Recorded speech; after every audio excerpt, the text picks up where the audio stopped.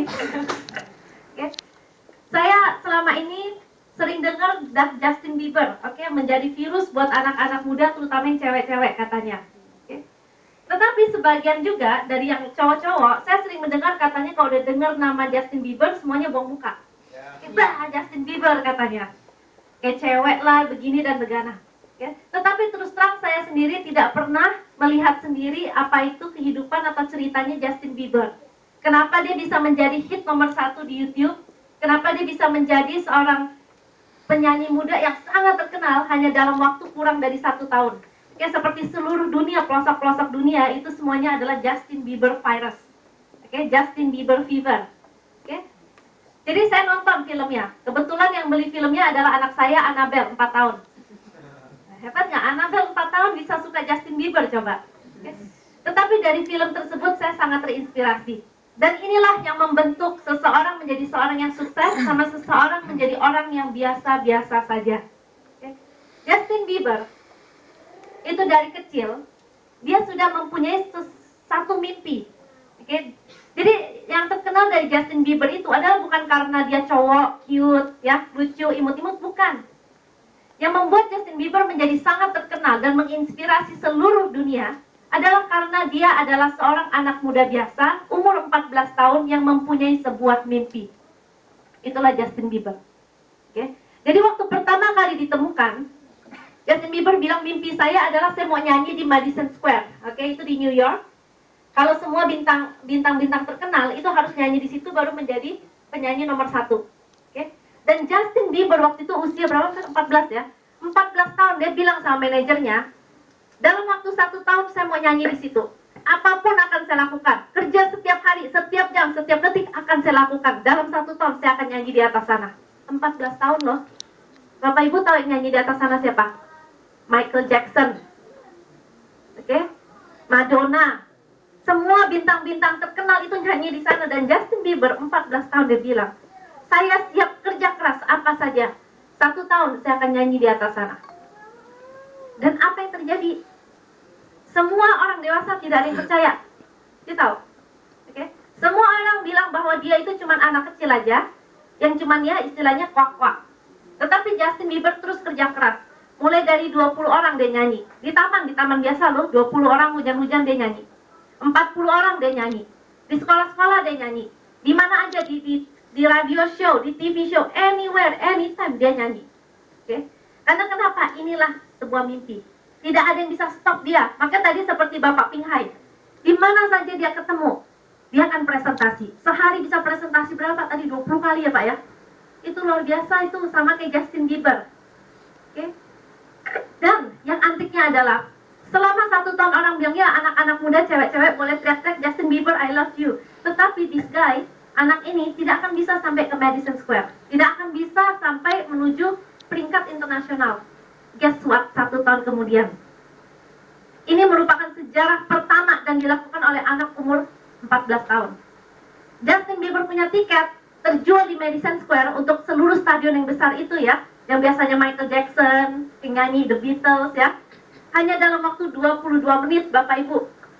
22 menit dan tiket Justin Bieber habis terjual. Wow. Gitu. Jadi satu hal yang sangat menginspirasi saya dari cerita-cerita sukses ini adalah semua orang dilahirkan sama Bapak Ibu. Okay? Tetapi yang membuat beda adalah seberapa keberanian Anda untuk membuat sebuah keputusan. Seberapa keberanian Anda untuk berani bermimpi.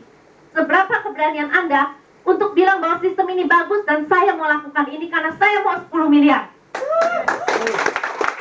Karena kenapa Bapak Ibu sekalian? Keinginan punya rumah bagus saya yakin Anda pengen. Punya mobil bagus saya yakin Anda pengen. Punya istri cantik, bahagiakan istri dan anak saya yakin Anda pengen, betul? Tetapi apakah Anda berani? Anda berani tidak? Karena saya yakin dalam hidup Anda selama ini Anda sering kepikiran, andai kata saya lakukan itu, saya bisa sukses. Betul nggak? Andai kata saya lakukan yang ono, saya bisa sukses. I wish, and I wish, and I wish. And just a wish. Okay? Tetapi saya Bapak Ibu 19 tahun, yaitu 12 tahun yang lalu, saya bilang, apapun yang teman saya ngomongin, Mau orang bilang saya kerja MLM, mau tante om saya kaya-kaya bilang Ika kerjaan orang yang nggak ada kerjaan, silakan.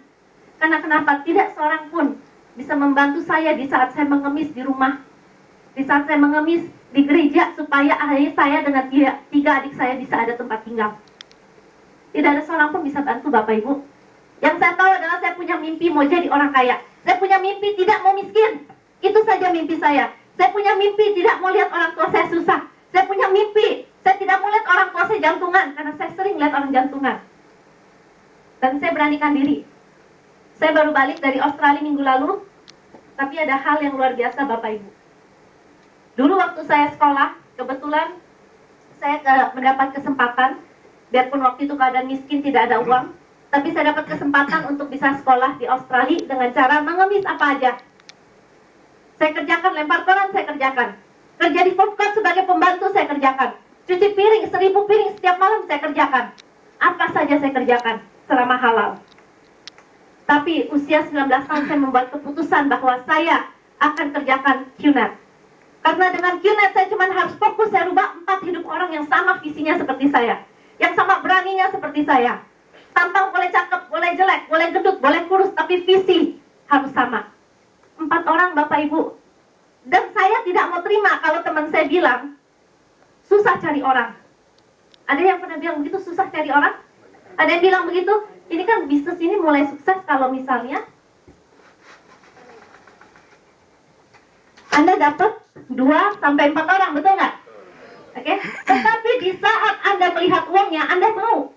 Tetapi di saat Anda melihat pekerjaannya, Anda mulai berpikir, susah cari 2 orang. Susah cari 4 orang. Siapa mau percaya sama saya, betul tidak? Bapak Ibu, usia 19 tahun saya mulai berpikir hal yang sama, tapi saya ketok kepala saya. Saya bilang, kalau 4 orang bisa rubah kehidupan saya akan mati-matian cari 4 orang itu.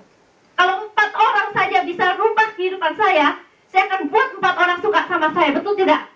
Anda mau terima dalam hidup Anda, hidup selama ini tidak ada 2 orang atau 4 orang percaya sama Anda? Mau terima? Bapak Ibu, 4 orang bisa rubah kehidupan kita. Kalau Anda tidak punya 4 orang hari ini, baik-baiklah sama orang, sayang-sayanglah sama orang. Oke?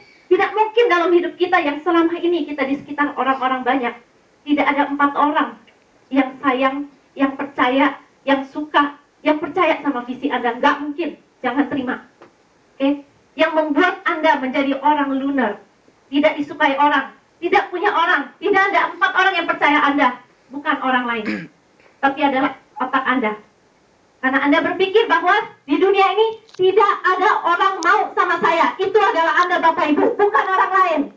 Tetapi kalau Anda mulai bilang bahwa banyak orang suka sama saya, banyak orang punya visi sama saya, banyak orang sayang anak, banyak orang mau hidup enak, banyak orang butuh rumah lebih baik, dan saya tahu jalannya, saya akan sharing sama mereka, saya akan berjuang sama mereka, maka itulah yang Anda dapatkan. Terima kasih. Selamat